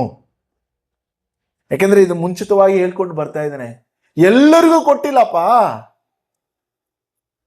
ಕೆಲವರಿಗೆ ಮಾತ್ರ ಕೊಟ್ಟಿದ್ದಾನೆ. ಇಲ್ಲಿರುವ ಕೆಲವರಿಗೆ ಮಾತ್ರ ಕೊಟ್ಟಿದ್ದಾನೆ. ಇದು ಇಲ್ಲಿ ಇರುವವರು ಕೊಡಿರುವ ಉದ್ದೇಶ ಏನು? ನಾವು ಸಭೆಯಲ್ಲಿ ಇದ್ದು ಸಭೆಯನ್ನು ಕಟ್ಟುವ ಹಾಗೆ. ಇವತ್ತು ಎಲ್ಲರೂ ಬಯಸುವೇನೆಂದ್ರೆ ಎಲ್ಲವೂ ನಾನು ಮಾಡಬೇಕು ಅಂತ ಬಯಸಿ ಪೊಸೆಸಿವ್ ಆಗಿರ್ತಾರೆ. ನಾನೇ ಮಾಡಬೇಕು ಎಲ್ಲ ಅಂತ ಹೇಳಿ ಅಲ್ಲ. ನೀವು ಕರೆಯಲ್ಪಟ್ಟಿರುವ ಉದ್ದೇಶಕ್ಕಾಗಿ ನೀವು ಕೆಲಸ ಮಾಡಬೇಕು. ನಿಮಗೆ ಕೊಟ್ಟಿರುವ ವರವನ್ನ ನೀವು ಉಪಯೋಗಿಸ್ಕೋಬೇಕು. ಇವತ್ತು ನಾವು ನೋಡುವಾಗ ನಮ್ಮ ಸಭೆಯಲ್ಲಿ ಅಂದ್ರೆ ನಮ್ಮ ಸಭೆ ಅಂದ್ರೆ ಈ ಲೋಕದಲ್ಲಿ ಕ್ರೈಸ್ತರಲ್ಲಿ ಯೇಸುವನ್ನು ನಂಬಿರುವ ಸೇವಕರಲ್ಲಿ ಸಭೆಯಲ್ಲಿ ನಮಗೆ ಪ್ರಾಬ್ಲಮ್ ಇದೆ ನಮ್ಮ ಸೇವೆಯಲ್ಲಿ. ಏನು ಗೊತ್ತಾ? Many focus only upon of the few gifts. ಇಲ್ಲಿ ಅನೇಕ ಗಿಫ್ಟ್ಗಳಿದೆ, 9 ವರಗಳು ಇದೆ. ನಮ್ಮ ಸಭೆಯಲ್ಲಿರುವ ಪ್ರಾಬ್ಲಮ್ ಏನಂದ್ರೆ, ಸಮಸ್ಯೆ, ಕೆಲವೊಂದು ವರಗಳನ್ನು ಮಾತ್ರ ಹೆಚ್ಚಾಗಿ ಹಿಡಿದುಕೊಳ್ತಾರೆ. ನಾನು ಈಗಾಗಲೇ ಹೇಳಿದೆ, ಫ್ಯಾನ್ಸಿ ಗಿಫ್ಟ್ಸ್ ಅಂತ. ನಾನು ಪ್ರವಾದಿ ಆಗಬೇಕು, ನಾನು ಹೀಲಿಂಗ್ ಮಾಡಬೇಕು, ನಾನು ದುರಾತ್ಮನ ಓಡಿಸ್ಬೇಕು, ನಾನು ಅದ್ಭುತಗಳನ್ನ ಮಾಡಬೇಕು, ನಾನು ಅಪೊಸ್ತಲನಾಗಬೇಕು, ನಾನು ಟೆನ್ಸ್ ಮಾತನಾಡಬೇಕು. ಇನ್ನು ಅನೇಕ ವರಗಳಿದೆ. ಏನಂತ ಗೊತ್ತಾ? ಜ್ಞಾನದ ವರ, ನಂಬಿಕೆಯ ವರ. ಹೌದಾ? ಇದೆಲ್ಲ ಯಾರಿಗೂ ಬೇಕಾಗಿಲ್ಲ. ಯಾರು ಕೂಡ ಪ್ರಾರ್ಥನೆ ಮಾಡಲ್ಲ. ಯಾವತ್ತಾದ್ರೂ ಕೇಳಿದ್ದೀರಾ, ನಾನು ದೇವರು ನನಗೆ ಜ್ಞಾನ ಕೊಡುವಂತೆ ನಾನು ಪ್ರಾರ್ಥನೆ ಮಾಡ್ತಾ ಇದ್ದೀನಿ ಅಂತ? ಯಾರಾದ್ರೂ ನಾವು ಅವ್ರಿಗೆ ಹೇಳ್ಬಿಟ್ರೆ, ಸಿಸ್ಟರ್ ಬ್ರದರ್ ನಿಮಗೆ ಜ್ಞಾನದ ವರ ಕೊಡುವಂತೆ ದೇವ್ರು ಪ್ರಾರ್ಥನೆ ಮಾಡಿ ಅಂದ್ರೆ ಅವರು ಮುನಿಸ್ಕೊಳ್ತಾರೆ. ಹೌದಾ? ಪಾಸ್ಟ್ ಏನ್ ಮಾಡಿ ಹೇಳ್ಬಿಟ್ರೆ, ನನಗೆ ಜ್ಞಾನ ಇಲ್ಲ ಅಂತ ಹೇಳ್ಬಿಟ್ರೆ ನನಗೆ ಅಂತ ಹೇಳಿ ಏನ್ ಮಾಡ್ತಾರೆ? ಮುನಿಸ್ಕೊಬಿಡ್ತಾರೆ. ಅದೇ ನಿಮಗೆ ಪ್ರವಾದನೆ ವರ ಕೊಡುವಂತೆ ಪ್ರಾರ್ಥನೆ ಮಾಡಿ ಅಂದ್ರೆ ಏನ್ ಮಾಡ್ತಾರೆ? ಖುಷಿಯಾಗಿ ಹೋಗ್ತಾರೆ. ದೇವರ ವಾಕ್ಯ ಹೇಳ್ತದೆ, ಜ್ಞಾನವಿಲ್ಲದೆ ನೀವು ಏನು ಮಾಡಕ್ ಆಗೋದಿಲ್ಲ. ಜ್ಞಾನ ತುಂಬಾ ದೊಡ್ಡ ವರ. ನಿಮಗೆ ಪ್ರವಾದನೆ ಇದ್ರೆ ಏನು, ಇಲ್ಲದೆ ಇದ್ರೆ ಜ್ಞಾನ ಇದ್ರೆ ನಿಮ್ಮ ಜೀವಿತವನ್ನ ಸೂಪರ್ ಆಗಿ ನಡೆಸ್ಬೋದು. ಇನ್ನೊಂದು ವರ ಇದೆ, ಸ್ಪೆಷಲ್ ವರ, ನಂಬಿಕೆ, ಫೇತ್. ಯಾವತ್ತಾದ್ರೂ ಉಪವಾಸ ಮಾಡಿ ಪ್ರಾರ್ಥನೆ ಮಾಡಿದಾರ ಯಾರಾದ್ರೂ? ದೇವರೇ ನನಗೆ ನಂಬಿಕೆ ಎಂಬ ವರವನ್ನು ಕೊಡು ಸ್ವಾಮಿ ಎಂಬುದಾಗಿ. ಪೌಲನು ಹೇಳ್ತಾನೆ, ನಂಬಿಕೆ ಹೆಚ್ಚಿಸುವಂತೆ ಪ್ರಾರ್ಥನೆ ಮಾಡಿಕೊಳ್ಳ್ರಿ ಅಂತ ಹೇಳಿ. ಅದನ್ನು ಹೇಳಿದ್ರೆ ಕೆಲವರು ಮುನಿಸ್ಕೊಳ್ತಾರೆ. ಕಾರಣ ನನಗೆ ನಂಬಿಕೆ ಇಲ್ಲ ಅಂತ ಹೇಳ್ಬಿಟ್ರು ಅಂತ. ವಾಕ್ಯ ಹೇಳ್ತದೆ ನಂಬಿಕೆ ಎಂಬ. ಹೋದ ವಾರ ಹೇಳಿದೆ, ಅನೇಕರು ರೋಗದಲ್ಲಿ ಇದ್ರೂ ಕೂಡ ಕ್ರಿಸ್ತನಲ್ಲಿ ಬಲವಾದ ನಂಬಿಕೆಯಲ್ಲಿ ಇರ್ತಾರೆ ಅಂತ ಹೇಳಿ. ಅದು ಸುಮ್ಮನೆ ಬರೋದಿಲ್ಲ, ದೇವರು ನಿಮಗೆ ವರ ಕೊಟ್ರೆ ಮಾತ್ರ. ಈ ದೇಹದಲ್ಲಿ ರೋಗ ಇದ್ರೆ ಏನು, ಇಲ್ಲದೆ ಇದ್ರೂ ಏನು, ನಾನು ಕುಡಿಸೆಯಲ್ಲಿ ಜೀವಿಸಿದ್ರೆ ಏನು, ನಾನು ದೊಡ್ಡ ಮನೆಯಲ್ಲಿ ನಾನು ಜೀವಿಸಿದ್ರೆ ಏನು, ನಾನು ಎಲ್ಲಿ ಜೀವಿಸಿದ್ರೆ ಏನು, ನಾನು ಕ್ರಿಸ್ತನಲ್ಲಿ ನಾನು ನಂಬಿಕೆಯಲ್ಲಿ ಇರುತ್ತೇನೆ. ಕಾರಣ ದೇವರು ನನಗೆ ಆತನ ರಕ್ಷಣೆಯನ್ನು ಕೊಟ್ಟಿದ್ದಾನೆ. ಅದು ಒಂದು ವರ. ಎಲ್ಲರೂ ಇರ್ಲಿಕ್ಕೆ ಸಾಧ್ಯವಿಲ್ಲ. ಚಿಕ್ಕದಾದ ಮುಳ್ಳು ಚುಚ್ಚಿದ್ರೆ ಸಾಕು, ಅನೇಕರು ಏನಾಗ್ತಾರೆ? ಸೋತೋಗ್ತಾರೆ. ನಮ್ಮ ಸಭೆಯಲ್ಲಿರುವ ಸಮಸ್ಯೆ ಏನ್ ಗೊತ್ತಾ? ಕೆಲವೊಂದು ವರಗಳನ್ನು ಮಾತ್ರ ನಾವು ಹಿಡಿದುಕೊಂಡಿದ್ದೇವೆ. ಇನ್ನೊಂದು ಸಮಸ್ಯೆ ಏನಂದ್ರೆ, many gifts are not desired by the church. ಅಂದ್ರೆ ಅನೇಕ ಸಭೆಗಳು ಈ ಒಂದು ವರಗಳು, ನಂಬಿಕೆ ವರಗಳು, ಜ್ಞಾನದ ವರಗಳು ಅಥವಾ ಬೇರೆ ವರಗಳನ್ನ ಆಸೆ ಪಡುವುದೇ ಇಲ್ಲ, ಇಷ್ಟಪಡುವುದೇ ಇಲ್ಲ. ಅಥವಾ ಕೆಲವರು ಇದನ್ನು ಇಷ್ಟಪಡುವುದೇ ಇಲ್ಲ. They are not desiring for it. ಇದೇ ಪ್ರಾಬ್ಲಮ್. ಇನ್ನೂ ಕೆಲವೊಂದು ಸಭೆಗಳಲ್ಲಿ, ಅನೇಕ ಸಭೆಗಳಲ್ಲಿ ನಾವು ನೋಡುವಾಗ, they do not have any gifts. ಅದು ಇನ್ನೊಂದು ಪ್ರಾಬ್ಲಮ್. ಅವ್ರು ಯಾವ ಗಿಫ್ಟ್ ಅನ್ನು ಅವರು ನಂಬುವುದಿಲ್ಲ, ಅವ್ರು ಕೇಳುವುದಿಲ್ಲ, ಅದನ್ನ ಆಕ್ಸೆಸ್ ಮಾಡೋದೆ. ಅದು ಇನ್ನೊಂದು ಪ್ರಾಬ್ಲಮ್. ಇನ್ನು ಅನೇಕ ಸಭೆಗಳಲ್ಲಿ ನೋಡುವಾಗ, many who have these gifts are not in the churches. ಅದು ಇನ್ನೊಂದು ದೊಡ್ಡ ಪ್ರಾಬ್ಲಮ್. ಅನೇಕರಿಗೆ ಅನೇಕ ಗಿಫ್ಟ್ಸ್ಗಳಿದೆ, ಪ್ರವಾದನೆ ಹೇಳುವ ವರ, ಗುಣಪಡಿಸುವ ವರ. ಆದ್ರೆ ಏನು ಪ್ರಾಬ್ಲಮ್ ಅಂದ್ರೆ, ಅವರು ಸಭೆಯಲ್ಲಿ ಇಲ್ಲ. ಅದೇ ಪ್ರಾಬ್ಲಮ್. ಅವರೆಲ್ಲ ಎಂಟರ್ಪ್ರೈಸಸ್ ತರ ಹೊರಗಡೆ ಕೆಲಸ ಮಾಡ್ತಾ ಇದ್ದಾರೆ, ಕನ್ಸಲ್ಟೆಂಟ್ಸ್ ತರ. ಅವ್ರು ಸಭೆಗೆ ಬರುವುದಿಲ್ಲ. ಅವ್ರವ್ರು ಸ್ಟಾರ್ಟ್ ಮಾಡ್ಕೊಬಿಟ್ಟಿದ್ದಾರೆ ಮಿನಿಸ್ಟ್ರೀಸ್, ಹೀಲಿಂಗ್ ಮಿನಿಸ್ಟ್ರೀಸ್ ಅಂತ. ಅವ್ರು ಸಭೆಯಿಂದ ಫಂಕ್ಷನ್ ಮಾಡೋದಿಲ್ಲ, ಅವ್ರು ಇಂಡಿಪೆಂಡೆಂಟ್ ಆಗಿ ಕೆಲಸ ಮಾಡ್ತಾರೆ. It's danger. Bible says it's a danger. God gave these gifts inside the church. ಸಭೆ ಒಳಗೆ ಇರಬೇಕಂತ ಹೇಳಿ ದೇವರು ಸಭೆ ಕೊಟ್ಟರು. ಯಾರಿಗೆ ಈ ವರ ಕೊಡಲ್ಪಟ್ಟಿದೆಯೋ ಅವ್ರು ಮೊದಲನೇದಾಗಿ ಅವರ ಸಭೆಗಳನ್ನ ಕಟ್ಟಬೇಕು, ಅವರ ಸಭೆಗಳಿಗೆ ಹೋಗಬೇಕು, ಸಭೆಗಳಲ್ಲಿ ಇರುವ ಜನರಿಗೆ ಅವರು ಗುಣಪಡಿಸ್ಬೇಕು. ಅದನ್ನು ಬಿಟ್ಬಿಟ್ಟು ಪ್ರತಿ ವಾರ ಟ್ರಾವೆಲ್ ಮಾಡೋದಕ್ಕಾಗಿ ಊರಿಗೆ ಹೋಗೋದಕ್ಕಾಗಿ ದೇವರು ಈ ವರವನ್ನು ಕೊಟ್ಟಿಲ್ಲ. ಯಾರು ವಾಕ್ಯದಲ್ಲಿ ಇರೋ ಪ್ರಕಾರ ಸಭೆಯನ್ನು ಕಟ್ಟುವುದಕ್ಕಾಗಿ. ಇನ್ನೊಂದು ಪ್ರಾಬ್ಲಮ್ ಏನು ಗೊತ್ತಾ? ಮೆನಿ ಚರ್ಚಸ್ ಅವ್ರೇನ್ ಮಾಡ್ತಾರೆ, ನಮ್ಮಲ್ಲಿ ವರ ಇಲ್ಲ ಅದಕ್ಕೆ ಇಂಥವ್ರನ್ನ ಅವರು ಔಟ್ಸೋರ್ಸ್ ಮಾಡ್ತಾರೆ. ಅವ್ರನ್ನ ಕರೆದು ರಿವೈವಲಿಂಗ್ ಮೀಟಿಂಗ್ ಮಾಡೋದು ಅಥವಾ ಹೀಲಿಂಗ್ ಮೀಟಿಂಗ್ ಮಾಡೋದು. That means your church is not a church. ನಿಮ್ಮ ಸಭೆಗಳಲ್ಲಿ ನೀವು ವರಗಳನ್ನ ಹೊಂದಿಕೊಳ್ಳದೆ, ಅದನ್ನು ಗುರುತಿಸದೆ, ಎಲ್ಲೋ ಒಂದು ಒಬ್ಬರನ್ನ ನೀವು ಕರ್ಕೊಂಡು ಬಂದು ನಿಮ್ಮ ಸಭೆಯನ್ನ ಬೆಳೆಸಿದ್ರೆ, ನೀವು ಸಭೆಯನ್ನ ಬಿಟ್ಬಿಟ್ಟು ನೀವು ಯಾರಿಗೆ ವರಗಳು ಇದೆಯೋ ಆ ಸಭೆಯಲ್ಲಿ ಹೋಗಿ ಸೇರ್ಕೊಳ್ಳೋದು ಒಳ್ಳೆಯದು. ಯಾಕೆಂದ್ರೆ ಈ ಸಭೆಗೆ ಸೇರದೇ ಇರುವವರು ಅನೇಕರು ಹೊರಗಡೆ ತಿರುಗಾಡ್ತಾ ಇದ್ದಾರೆ, ನನ್ನನ್ನು ದೇವರು ಕರೆದಿದ್ದಾರೆ ಅಂತ ಹೇಳಿ. ಗಿಫ್ಟ್ ಸಿಕ್ಕಿದ್ರೆ ಸಾಕು, ಅವರು ಸಭೆಗೆ ಬರೋದನ್ನ ಬಿಟ್ಬಿಡ್ತಾರೆ. ಅವ್ರುಗಳನ್ನ ಕರೆಸಿ ಸಭೆಯನ್ನ ಬೆಳೆಸ್ತಾರಂತೆ. ಯಾರು? ಸಭೆಗೆ ಹೋಗದೇ ಇರುವವರು, ಸಭೆಗೆ ನಂಬಿಗಸ್ತರಾಗಿ ಇಲ್ಲದೆ ಇರುವವರು. This is danger. It's danger. ಯಾಕೆಂದ್ರೆ ಇದರಿಂದ ಏನಾಗ್ತಾ ಇದೆ ಅಂದ್ರೆ ಸಭೆಗಳು they are becoming imperfect because of fewer gifts. ಅವರಿಗೆ ಕೆಲವೊಂದು ಗಿಫ್ಟ್ಗಳನ್ನ ಮಾತ್ರ ಅವರು ಹಿಡಿದುಕೊಂಡಿರೋದ್ರಿಂದ ಇವತ್ತು ಸಭೆಗಳು ಇಂಪರ್ಫೆಕ್ಟ್, ಪರಿಪೂರ್ಣತೆ ಇಲ್ಲದೆ ಇದೆ. ಒಂದು ಕೈ ಇಲ್ಲದೆ, ಕಾಲು ಇಲ್ಲದೆ, ಕಿವಿ ಇಲ್ಲದೆ, ಕಣ್ಣಿಲ್ಲದೆ ಇಂಪರ್ಫೆಕ್ಟ್ ಆಗಿದೆ. ಇನ್ನು ಕೆಲವೊಂದು ಸಭೆಗಳು they are ignorant about the power of the gifts. ಯಾಕೆಂದ್ರೆ ಅವರುಗಳು ಅನೇಕ ಈ ಒಂದು ನಂಬಿಕೆ ವರ, ಜ್ಞಾನದ ವರ ಅಥವಾ ಮತ್ತೊಂದು ವರವನ್ನ ಅವರು ಬಯಸದೇ ಇರುವುದರಿಂದ ಇದರ ಬಲವನ್ನ ಅವರು ತಿಳಿಯದೆ ಇಗ್ನೋರೆಂಟ್ ಆಗಿದ್ದಾರೆ. It is a dangerous. There are churches they are weak due to lack of gifts. ಯಾವ ಸಭೆಯಲ್ಲಿ ಯಾವ ವರಗಳು ಇಲ್ಲ ಅಂತ ಹೇಳ್ತಿರಲ್ಲ, ಔಟ್ಸೋರ್ಸಿಂಗ್ ಮಾಡ್ತಿರಲ್ಲ, ಯಾರು ಇವಾಂಜಲಿಸ್ಟ್ನ ಕರೆಸಿ, ಅವ್ರನ್ನ ಕರೆಸಿ, ಇವ್ರನ್ನ ಕರೆಸಿ ಹೀಲಿಂಗ್ ಸರ್ವಿಸ್ ಮಾಡ್ಕೊಳ್ತಿರಲ್ಲ, ಇಟ್ ಶೋಸ್ ನಿಮ್ಮ ಸಭೆ ವೀಕ್, ನಿಮ್ಮ ಸಭೆ ಬಲಹೀನವಾಗಿದೆ. ಎಲ್ಲವೂ ಇದೆ ನಿಮ್ಮ ದೇಹದಲ್ಲಿ, ಆದ್ರೆ ಯಾವುದು ಕೆಲಸ ಮಾಡ್ತಾ ಇಲ್ಲ ಅಂತ ಅರ್ಥ. ಬೆಡ್ ರಿಡನ್ ಅಂತ ಅರ್ಥ. ಅದು ಸಭೆಯಾಗಿರ್ಲಿಕ್ಕೆ ಸಾಧ್ಯವಿಲ್ಲ. ಸಭೆ ಎಲ್ಲರನ್ನು ಬಲಪಡಿಸಬೇಕು. ಮತ್ತೆ ನಾಲ್ಕನೇದಾಗಿ ನಾವು ನೋಡುವ ಮುಂದೆ ಏನು ಡೇಂಜರ್ ಅಂತ ನಾವು ನೋಡುವಾಗ, ಈ ಒಂದು ಜನರು ಔಟ್ಸೋರ್ಸಿಂಗ್ ಮಾಡುವವರು ಹೊರಗಿಂದ ಬರ್ತಾರಲ್ಲ, ಸಭೆಗೆ ಹೋಗದೆ ನಾನು ಹೀಲಿಂಗ್ ಮಾಡ್ತೀನಿ, ಪ್ರವಾದನೆ ಹೇಳ್ತೀನಿ, ಅದ್ಭುತಗಳನ್ನ ಮಾಡ್ತೀನಿ ಅಂತ ತಿರುಗಾಡ್ತಾ ಇದ್ದಾರಲ್ಲ, ದೇ ಆರ್ ವೆರಿ ಡೇಂಜರಸ್. ಕಾರಣ ಏನ್ ಗೊತ್ತಾ? They misuse God's word. They misuse the God's word for their personal benefits and their personal agenda and their sinful activities.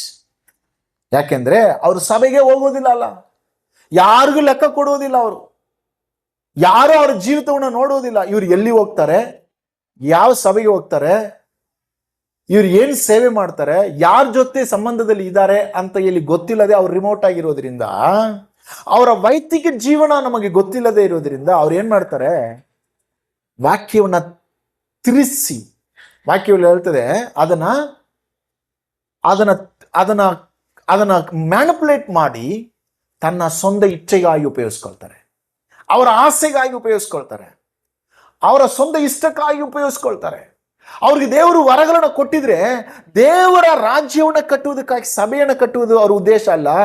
ಅವರ ಹೆಸರನ್ನು ಹೆಚ್ಚಿಸಿಕೊಳ್ಳುವುದಕ್ಕಾಗಿ, ಅವರನ್ನ ಪ್ರಬಲ ಮಾಡಿಸ್ಕೊಳ್ಳುವುದಕ್ಕಾಗಿ, ಅವ್ರಿಗಿನ್ನೂ ಆದಾಯ ಹೆಚ್ಚಿಸಿಕೊಳ್ಳುವುದಕ್ಕಾಗಿ ಉಪಯೋಗಿಸ್ಕೊಡ್ತಾರೆ. ಇದು ಸ್ವಲ್ಪ ಕಠಿಣವಾಗಿರುತ್ತದೆ. ಇದುವೇ ವಾಕ್ಯವು ಹೇಳ್ತದೆ. ಈ ಸಂದೇಶ ಅನೇಕರಿಗೆ ಇಷ್ಟಪಡುವುದಿಲ್ಲ, ಅಂದ್ರೆ ಅನೇಕ ಬೇರೆ ಬೇರೆ ಕ್ರೈಸ್ತರುಗಳು, ಆದರೆ ಇದುವೇ ಸತ್ಯ. ಮತ್ತು ಇನ್ನು ವಾಕ್ಯದಲ್ಲಿ ನಾವು ನೋಡುವಾಗ ಈ ಇಂಥ ಜನಾಂಗದವರು ಅವ್ರು ಏನ್ ಮಾಡ್ತಾರೆ, ಅವರು ಸೀಕ್ರೆಟ್ ಆಗಿ ಕ್ಲುಪ್ತವಾಗಿ ಜೀವಿಸ್ತಾರೆ, ಯಾರ ಜೊತೆ ಸೇರುವುದಿಲ್ಲ ಅವರು. ಅದಕ್ಕೆ ಅವರು ಸಭೆಗೆ ಹೋಗೋದಿಲ್ಲ, ಅವರು ಪಾಸ್ಟ್ಗೆ ಲೆಕ್ಕ ಕೊಡುವುದಿಲ್ಲ. ಪಾಸ್ಟರ್ ನಾನು ಇಲ್ಲಿಗೆ ಹೋಗಿದೆ, ಅವರು ನನ್ನ ಸೇವೆಗೆ ಕರೆದ್ರು, ಆ ಸಭೆಯಲ್ಲಿ ಹೋಗಿ ನಾನು ಪ್ರಸಂಗ ಮಾಡಿದೆ, ಹೀಲಿಂಗ್ ಮಾಡಿದ್ರು ಅನೇಕರಂತೆ, ಯಾರಿಗೂ ಅವ್ರು ಲೆಕ್ಕ ಕೊಡೋದಿಲ್ಲ. ಅವ್ರು ಎಲ್ಲಿ ಹೋದ್ರು, ಎಲ್ಲಿಂದ ಬಂದ್ರು, ಯಾರ ಜೊತೆ ಸೇರ್ತಾ ಇದ್ದಾರೆ, ಅವ್ರು ಯಾರ ಜೊತೆನೂ ಲೆಕ್ಕ ಕೊಡೋದಿಲ್ಲ. ಅವ್ರಿಗೂ ದೇವ್ರಿಗೂ ಅಂತ ಅಂದ್ಕೊಳ್ತಾರೆ. ಆದ್ರೆ ಅಂಥವರೇ ಹೆಚ್ಚಾಗಿ ಪಾಪ ಮಾಡುವವರು, ಅಂಥವರೇ ಹೆಚ್ಚಾಗಿ ಸಭೆಯನ್ನ ಕೆಟ್ಟ ದಾರಿಯಲ್ಲಿ ನಡೆಸುವವರು ಆಗಿರ್ತಾರೆ. ಹಾಗಾದ್ರೆ ನೀವು ಕೇಳ್ಬೋದು, ಸಭೆ ಯೂನಿವರ್ಸಲ್ ಚರ್ಚ್ ಅಲ್ವಾ? ಸಭೆ ಅಂದ್ರೆ ಎಲ್ಲರೂ ಸೇರಿದಾನೆ ಸಭೆ, ಎಲ್ಲಾ ಕ್ರೈಸ್ತರು ಸೇರಿದಾನೆ ಸಭೆ, ನಾವು ಅವ್ರನ್ನ ಯಾಕೆ ಉಪಯೋಗಿಸ್ಕೋಬಾರದಂತ? Yes, it's a universal church. But at the same time ನಾವು ಎಲ್ಲರೂ ಕೂಡ ಒಂದು ಲೋಕಲ್ ಸಭೆಗೆ ನಾವು ಸಂದೇಶರಾಗಿದ್ದೇವೆ.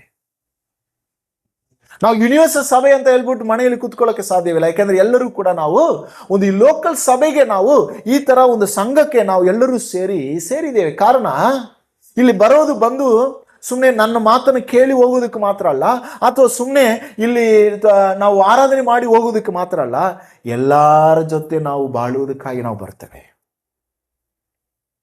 I know each of your life, I wanted to know each of your life. ಅದಕ್ಕೆ ನಾವು ಏನ್ ಮಾಡ್ತೀವಿ, ಕರೆ ಮಾಡ್ತೀವಿ, ಕೇಳ್ತೀವಿ, ಪ್ರಾರ್ಥನೆ ಮಾಡ್ತೀವಿ. ನಿಮ್ಮ ಕಷ್ಟಗಳಲ್ಲಿ, ನಿಮ್ಮ ಸಂತೋಷದಲ್ಲಿ ಪಾಲ್ಗೊಳ್ಳಕ್ಕೆ ನಾವು ಇಷ್ಟಪಡ್ತೀವಿ. ಅದುವೇ ಸಭೆ. ನಾವು ಎಲ್ಲಾದ್ರಲ್ಲಿ ಒಟ್ಟಿಗೆ ಇರ್ತೇವೆ. ಯಾರು ಕ್ಲುಪ್ತವಾಗಿ ಜೀವಿಸ್ಬೇಕು, ನಾನು ಯಾರಿಗೂ ನನ್ನ ಜೀವಿತವನ್ನು ತೋರಿಸುವುದಿಲ್ಲ, ಆದ್ರೆ ನಾನು ಸೇವೆ ಮಾಡ್ತೀನಿ ಅಂತ ಹೇಳ್ತಾರಲ್ಲ, there very very danger, very very danger. ಸಭೆಗಳು ಕರಿಬೋದು ಬೇರೆಯವರಿಂದ, ಬೇರೆ ಸಭೆಗಳಿಂದ, ಒಳ್ಳೆಯದು. ಈಗ ನಾನು ಇನ್ನೊಂದು ಸಭೆಯಲ್ಲಿ ಒಳ್ಳೆ ಟೀಚರ್ಸ್ ಇದ್ದಾರೆ, ಒಳ್ಳೆ ಪ್ರವಾದನೆ ಹೇಳುವವರು ಇದ್ದಾರೆ, ಅದ್ಭುತಗಳನ್ನು ಮಾಡುವವರು ಇದ್ದಾರೆ ಅಂತ ನಾನು ಗೊತ್ತಿದ್ರೆ ನಾನು ಕರೀಲಿಕ್ಕೆ ಇಷ್ಟಪಡ್ತೇನೆ. ಆದ್ರೆ ಹೇಗೆ ಕರಿತೀನಿ ಗೊತ್ತಾ? ಸಭೆ ಮುಖಾಂತರ ಕರೀತೀನಿ. I want the church to send that person. ಆ ಸಭೆಯವರು ನಮ್ಮ ಸಭೆಗೆ ಕಳಿಸ್ಬೇಕು. ಆಗ ಆ ಸಭೆ ಅವರನ್ನ ವಾಚ್ ಮಾಡ್ತದೆ, ಅವ್ರಿಗೆ ಲೆಕ್ಕ ಒಪ್ಪಿಸೋರಾಗಿರ್ತಾರೆ. ಇದು ಇವತ್ತಿನ ಪ್ರಾಬ್ಲಮ್ ಅಲ್ಲ, ಇದು ಅನೇಕ ವರ್ಷಗಳಿಂದ ಇದು ಒಂದು ಪದ್ಧತಿಯಾಗಿ ನಡೀತಾ ಇದೆ. ಇವತ್ತು ಅದನ್ನ ಬದಲಾವಣೆ ಮಾಡೋದಕ್ಕೆ ಸಾಧ್ಯವಿಲ್ಲ. ಯಾಕೆಂದ್ರೆ ಅನೇಕರು ಇದನ್ನ ಮಾದರಿಯಾಗಿ ತೋರಿಸ್ಬಿಟ್ಟಿದ್ದಾರೆ. ಅನೇಕರು ಹೇಳ್ತಾರೆ, ದೇವ್ರು ನನ್ನನ್ನು ಕರೆದಿದ್ದಾರೆ. ದೇವ್ರೇನು ಕರೆದಿಲ್ಲ, ನೀವು ಇನ್ನೊಬ್ಬರನ್ನ ನೋಡಿ ಬಂದಿದ್ದೀರಾ ಇಂಥದ ಸೇವೆಗೆ.